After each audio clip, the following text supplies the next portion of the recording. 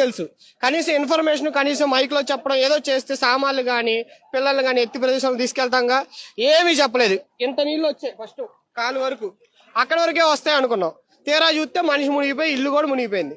పిల్లల్ని గబగబా పైకి పరిగెట్టుకుని తీసుకెళ్ళాం. ఇంకా సామాన్లు గేమాలు అన్ని కొట్టుకెళ్ళిపోయినాయి, ఫ్రిడ్జులు ఇవన్నీ.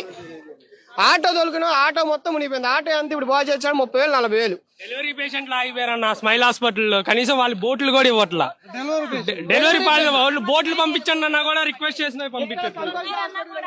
పేషెంట్లు ఉన్నారన్నా కూడా ఎక్కించుకోవట్లా. మానవత్వం లేదు. ఇదిగోండి ఈ ముసలోళ్ళు ఇద్దరిని పేషెంట్లు ఎక్కించుకోమన్నా ఎక్కించుకోవట్లా బోట్లో. ఇంకెందుకండి?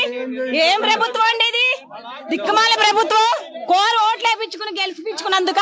హలో సార్, నిన్నటి నుంచి ఒక మంచినీళ్ళ ప్యాకెట్ కానీ, ఆంధ్రప్రభ కాలనీ మాది, ఒక మంచినీళ్ళ ప్యాకెట్ కానీ, అసలు పాల ప్యాకెట్లు కానీ అసలు వచ్చిన వాళ్ళు లేదు దాఖలాల. ఒక కనీసం ఒక ఈ బోట్లు కూడా ఎవరినైనా ఫోన్ చేసిన ఫోన్ ఏమో బిజీ బిజీ బిజీ. బోట్లు వచ్చి ఒక బోట్ వచ్చి నలుగురిని ఎక్కించుకెళ్తున్నారు, ముగ్గురిని ఎక్కించుకెళ్తున్నారు. వాళ్ళే 8 మంది ఉంటున్నారు, ఫ్రీగా తిరుగుతున్నారు. ఈ గవర్నమెంట్ ఏం చేస్తుంది ఏంటో అర్థం కావట్లా.